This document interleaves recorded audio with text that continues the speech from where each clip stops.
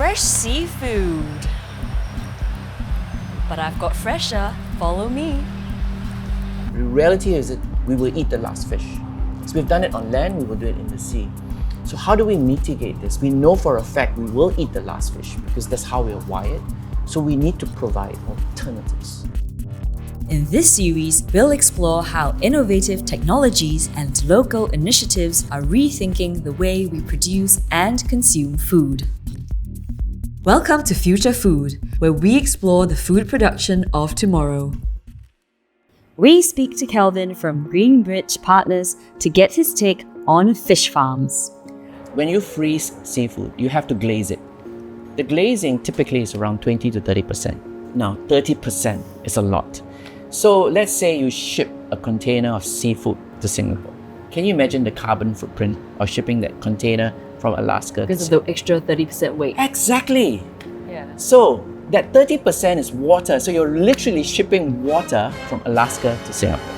So if you had that fish grown in Pasir Ris, you have the whole fish. There's no need for glazing.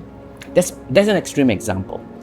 Actually, if you look at aquaculture, fish farming has been around for thousands of years. What has changed now is we have better technology and the water conditions are different then than they are now.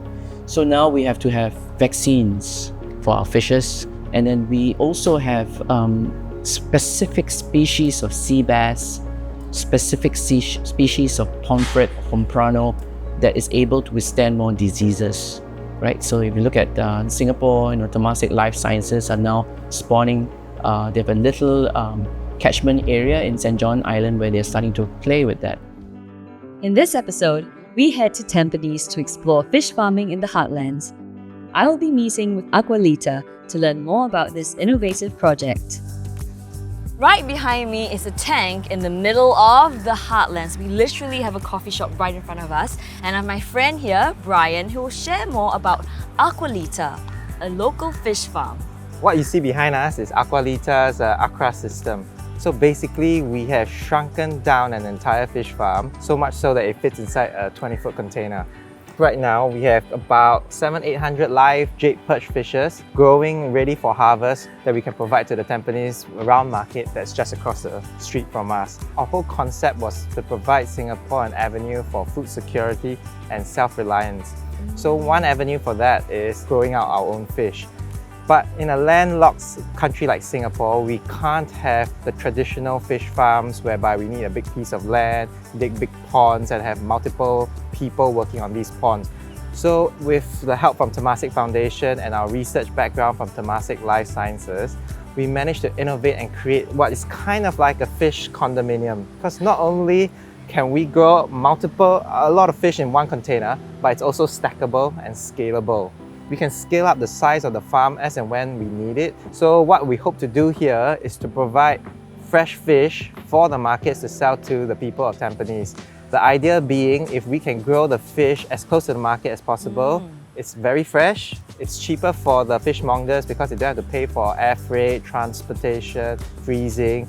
And also, I think we can work with the Tampines round market fishmongers in the sense they can anticipate what kind of fish they would like to sell in upcoming seasons. For instance, Chinese New Year is coming and they want to grow a certain kind of fish. They can inform us and we can actually work together with them to grow out the fish they want. Oh, this sounds like an amazing concept, literally farm to table. Yes. Never thought I'll see this in Singapore, the freshness of all of that. That is the idea. I think end of the day, that is what Aqualita is meant to do. We're supposed to create a source of food security and self-reliance for Singapore. So how often do you harvest the fish? Right now, we do a harvest every week. So the fish that we grow here is available for purchase in the Tampines round market every Saturday and Sunday. Currently, we're growing this fish called the jade perch. It is an Australian fish that's not common in Singapore, but Aqualita decided why not try something new with our new system. This fish has a very high omega-3 fat content, which is a positive kind of a health trait that we want to see in our fish. It is quite similar in terms of omega-3 content to other well-known sources like salmon. And it's a very resilient freshwater fish as well. So I think that works well with us because we are testing out the system in Tampines. A resilient freshwater fish is also easier for us to rear right now. So what are Aqualita's primary goals? since we have established a working prototype in the heartlands, our goal will be to expand beyond just having one Tampines site into multiple regions in Singapore. So if every different town in Singapore can have one system, it will be great. And also we are looking to expand in terms of to our neighbouring countries like to Indonesia, to Malaysia. So we can bring this concept of urbanized fish farming towards the region and hopefully increase the food production in our area. So it's more choices for Singapore. What has been the biggest challenge and how has Aqualita overcome it? I think Aqualita's biggest challenges was trying to create a farming culture and a system in Singapore where we are not a farming country. So what Aqualita's main goal was to create a modular and stackable system whereby we can scale up and scale down our farm anywhere with minimal land preparation required, and also automate as much as we can so we can minimize the amount of people that have to operate on the system. We also try to keep our entire system as sustainable and green as possible. So we minimize the electrical requirement, the input required from our system. So we don't need to have multiple pumps and blowers and whatnot in our fish farm. And we try to use our technology to create the water turning effect so that we can keep as much fish in the system as possible, but we don't have to have such a big carbon footprint.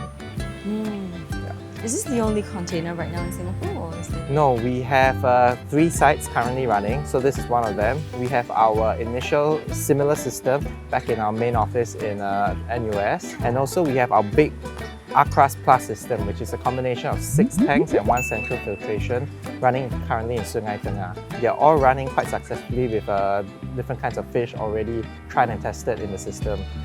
So besides jade perch, we have also grown successfully sea bass, the hybrid grouper, tilapia. I think we're going to try to go on, maybe look into new kind of fishes to suit the market's needs and requirements. Okay. So Brian, what's the typical workday like here at Aqualita? I think it's easy if I show you. Come, Let's go, let's have a look. Let's catch some fish. Wow, it smells like a real ecosystem, like natural body of water out there. It smells a little bit of poo-poo, but not too much. How do you squeeze 700? Is this tank very deep and are they all hiding at the bottom? So I think this tank is about 1 meter deep. We have 3 compartments in this system, as you can see. So we try to stagger the harvesting of the fish so that we can create a constant supply to the market. For instance, if this tank in front of me is ready for harvest, the tank next to it will probably be about 2 months in terms of growth schedule behind this tank. So by the time we're done harvesting tank A, tank B is ready to go to the market. And that's how we create a stream of fish for about 6 to 7 months, which is about the time required for the fish to grow to market size. Nice. So how do you keep the water clean? Okay, the water may look black and dirty now, but actually the water is clean because what we do in this system is we use 100% recycled water. So what we do is using our technology, we create the water movement in the system where we extract the fish waste, run it through our filtration system whereby we remove the fish waste, and we also have a biological filtration which treats the water so that the water is safe and healthy environment for the fish to continue growing in. A biological filtration system? Yes. And where is that? That is right below where we are standing right now. It's below our feet. Oh wow, it's very effective use of a very tight space. Yes, that's what I mean when I say we shrunken down the entire fish farm into so small it fits inside a 20-foot container. I'm not exaggerating. Yeah, and it can go on wheels as well, right? Like a farm on wheels. Yes, so transport anytime we want to move the system, we can just drain out the water, then we just crane this container onto a lorry, go to the next site. Wait, if you drain out the water, what happens to the fishes? Generally, when we change location, it means we're done with the fish harvest cycle, the fish are all harvested, so it's an empty system, then we just drain the water out. I see. So how do you ensure that the fish are healthy? It's quite easy. Firstly, we monitor water parameters on the daily to make sure that the water quality is fine. And also, we check the behavior of the fish. So every time when we feed the fish, we observe how active they are, how responsive they are to our feeding inputs, and we see how receptive they are every time we increase the amount of feed that we're feeding the fish. So that's a sign of fish health and activity and how happy they are. So what do you feed them? For this system, we try to feed them very basic, commercially available feed. Same thing other fish farmers use, because we want to demonstrate that we don't need to feed a specific kind of fish feed, then our fish can grow in the system. So in this current system, you have about 700-800 fish still within our tanks. Comparatively, if you look at a traditional fish farm RAS system, in those round blue tanks, you probably keep about 200 of them. So that's where the technology improves. So what's a typical workday like? So for my colleagues who take care of the system, it's actually very straightforward. Maybe once or twice a day for an hour or so, do the water test, check on the fish, feed the fish, that's it, it's done. Wow. So it's very efficient, so you can take care of multiple systems every single day, and we can generate a more meaningful harvest with just using one guy rather than traditional pond whereby it's so big, you need like 3-4 people just to take care of one pond. It's going to take you the whole day just to take care of that one pond. Because they don't have that ecosystem and filtration system Yes. going. Yes. So is it time for some fish and chips? Let's catch some fish up and let you take a look at them. For a moment I thought you were gonna. Do you need to touch the fish or anything? I can give you a- appreciate them. I can I give can you a appreciate set of them good- from a distance. Yeah. Somebody help me. This wasn't in my contract. I scared. I stand behind you lah. Sure. Wow, it's very deep. Ah! So he's my human shield because the water is splashing like that. So here are some fish that we are growing in our container. So this is the jade perch fish that we are growing. They're about 350 to 400 grams now currently, which is what the market asks for. So as you can see, the fish are very active, splashing around, which is a good sign that they are healthy. They're still active. They're actually quite nice in color. The fish is quite rounded in shape, so no injuries on the fish. So there's no signs of fighting in a small confined space. So yeah, it's a good sign. Today, we saw how local fish farms are essential to Singapore's food security and sustainability. By supporting these initiatives, we can contribute to a more food secure and eco-conscious future. In our next episode, we'll venture into the heartlands to further explore how farms can thrive within our city. Thanks for joining us today, and I'll see you next time on Future Food. Bloop, bloop, bloop, bloop, bloop, bloop. It's so fresh. Can we eat sashimi? My producer loves to eat sashimi, right or not? Right? You see? Yes. I don't think this fish can be sashimi. He just turned the word sashimi into a verb. It cannot be sashimi. Cannot be sashimi. Why? I don't think this is a sashimiable fish. This guy is so creative.